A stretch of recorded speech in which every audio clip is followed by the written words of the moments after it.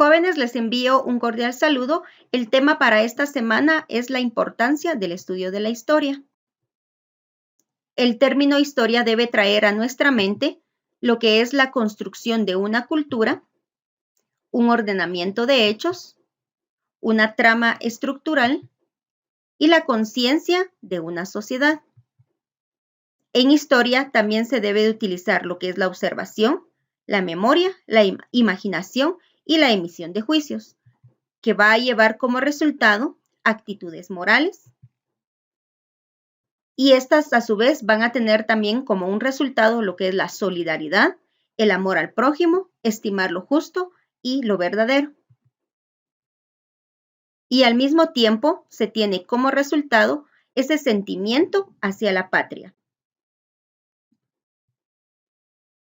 Finalidad de la escuela en el proceso histórico. En primer lugar, en la escuela se debe crear una conciencia histórica. Debemos conocer nuestro pasado para poder comprender el presente.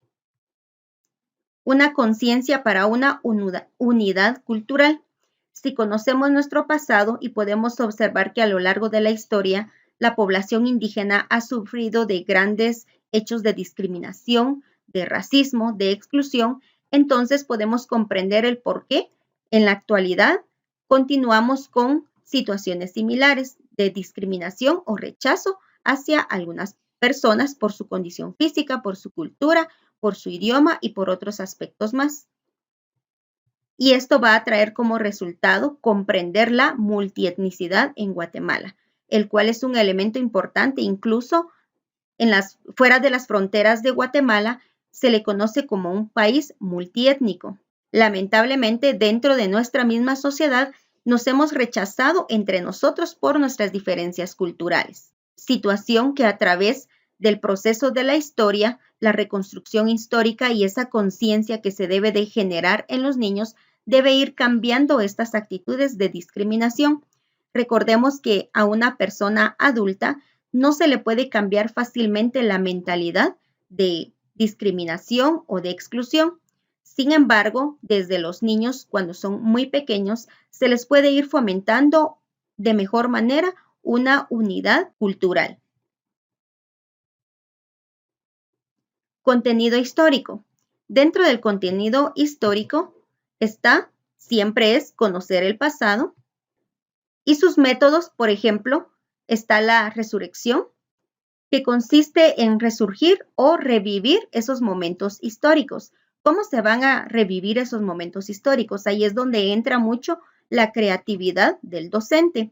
Por ejemplo, puede narrarlos a través de títeres, a través de un video, o podría ser también dependiendo de la tonalidad o la intensidad con la que el docente está narrando. Si, por ejemplo, el docente abre un libro y se pone a leerles una historia a los niños, realmente ahí no existe una verdadera resurrección de los hechos, porque la maestra solo lo está leyendo, pero si la maestra lleva bien clara la historia y comienza a narrárselo a los niños e incluso que los niños empiecen a imaginar, que ella logre que ellos comiencen a imaginar, entonces sí se daría el método de la resurrección. También está el de la reconstrucción, que va a significar la reproducción o el recuerdo de todas las acciones o circunstancias de un hecho del pasado.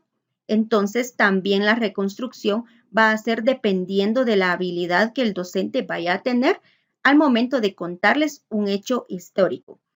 La comprensión, que va a consistir en tener una idea clara de lo que se está explicando o lo que se está contando de un hecho histórico. Debe ser algo muy razonable. El niño debe de razonar realmente qué es lo que está aprendiendo. Por ejemplo, que él no se vaya a imaginar situaciones históricas que realmente no existieron, que un barco vaya volando, por ejemplo, es algo que no se va a dar. Entonces, la comprensión también debe de ir de la mano con lo que es lo razonable y también la experimentación. En este caso, no se puede decir que el niño va a experimentar como, por ejemplo, saber qué significa la viscosidad de un elemento. Va a venir a agarrar algo viscoso como lo es La miel, por ejemplo, que es algo viscoso, ahí puede él experimentar con sus manitas lo que es la viscosidad. Sin embargo, en el proceso histórico, la experimentación va a ser realmente percibir algo por cuenta propia o por experiencia propia. Ese sentimiento que le va a causar usted al niño al momento de poder relatarles una historia de un acontecimiento real. No se refiere la historia a venir y contarles el cuento de la Caperucita Roja, porque esos solamente son cuentos, como su propio nombre lo dice, pero un hecho histórico es aquel en donde usted realmente va a llegar al corazoncito del niño y que él se dé cuenta que su compañero, por ejemplo, es igual que él, no importa la etnia o la cultura, la ideología en cuanto a religión y otras prácticas culturales que tiene su compañero, pero es igual a él. Entonces ahí existe una verdadera experimentación. Formación de la conciencia histórica y la observación, que lo había mencionado también anteriormente, que va a ayudar para la memoria, para un espíritu crítico, para emitir juicios, para la utilización de su imaginación y poder crear una conducta totalmente moral dentro de la sociedad. Aspectos didácticos. Siempre indispensable la función del docente porque la docente o el docente debe siempre mencionar la localización geográfica del hecho histórico que está contándole a los niños. Si fue en un país, en un continente, en un departamento, en una aldea, en un caserío, en donde se está dando este hecho histórico. Debe de recalcar cuáles son los motivos más importantes, por ejemplo, las causas del hecho histórico, las consecuencias del hecho histórico, por ejemplo, el beneficio a la humanidad, que sería qué resultados son los que se obtuvieron, puede ser algún legado positivo o incluso algo negativo. O un legado negativo podría ser, por ejemplo, la discriminación, como lo mencioné hace unos momentos, o podría ser algún otro aspecto, ya sea beneficioso o perjudicial a la humanidad. Es importante también no recargar con datos cronológicos. Por ejemplo, mencionarle un sinnúmero de fechas al niño, no importando su edad, aunque los niños no sepan bien todavía los números, pero ellos pueden recordar los momentos en los que se están contando los hechos históricos. Pero es importante que no se le recargue con datos numéricos. Por ejemplo, si yo le cuento a usted una historia con 20 acontecimientos en donde hay 20 fechas diferentes, usted se va a recordar solamente de algunas, pero de la mayoría no las va a recordar. Un claro ejemplo es, muchas veces se le pregunta la fecha de la independencia de Guatemala. Muchos se confunden y yo he escuchado con alumnos ya grandes que dicen 15 de septiembre de 1524. Si usted se da cuenta, ahí hay un desorden cronológico porque estoy mencionando un acontecimiento con una fecha incorrecta. Y eso que es algo muy trascendental para nosotros como guatemaltecos, nuestra independencia y también la fundación de Tecpan. Entonces, estamos viniendo y haciendo una mezcla de datos que no son certeros. Imagínese ahora a un niño que usted le recargue con un sinnúmero de datos, no los va a recordar. Por eso, se debe de recalcar cuáles son los motivos más importantes, los beneficios, para que el niño realmente comprenda el hecho histórico, más no una fecha. No es que las fechas no sean importantes, pero todo es un proceso gradual. Mientras más crezca el niño, se le van a ir quedando poco a poco las fechas. Actitud desinteresada e imparcial es algo bastante importante porque un docente, por ejemplo, que sea indígena y hable acerca de sus antepasados, no puede venir y defender a la población indígena y rechazar a la población mestiza, porque entonces les está creando un juicio de discriminación y exclusión también a los niños. Entonces debe ser totalmente imparcial. No importa la religión, no importa la etnia a la que el docente pertenezca, debe ser totalmente imparcial al momento de narrar una historia.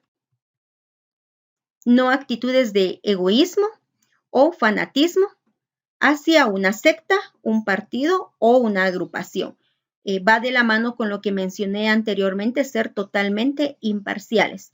El niño puede percibir ciertas actitudes de nosotros al momento de contar una historia, entonces debemos de ser muy cuidadosos de no demostrar que quizás yo estoy apoyando más cierto sector, porque incluso no sería correcto que usted venga y discrimine a la población mestiza, o si usted es mestizo, que discrimine a la población indígena al momento de realizar sus relatos. Espero que me hayan comprendido y quiero tomar un pequeño espacio para poder explicarles cuál es el ejercicio que ustedes deben de realizar.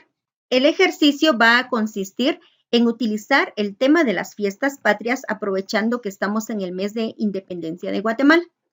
Usted va a narrar la historia como si se las estuviera contando a un grupo de alumnos y lo puede realizar en dos formas. Número 1, usted puede realizar un video si en dado caso usted tuviera, como lo dice en el inciso A, el conocimiento y el recurso.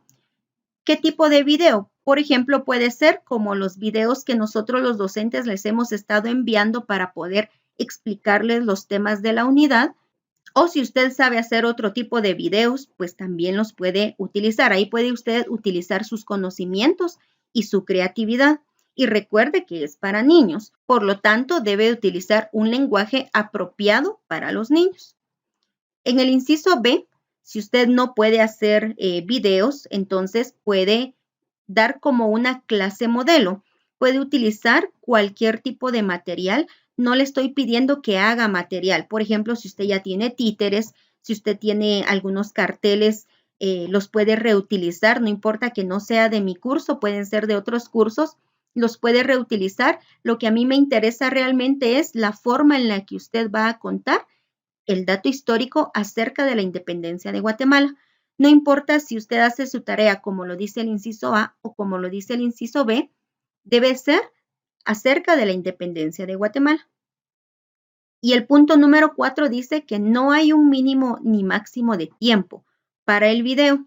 No importa, recuerden, no importa cómo lo va a realizar, ambos son un video, ya sea como los que nosotros presentamos o donde usted salga dando una especie de clase modelo. Utilice por favor su creatividad, su acento de voz es importante y por favor que la historia sea con datos verídicos. Si tiene alguna duda de cómo hacer su tarea, me puede escribir a través de mi número de teléfono.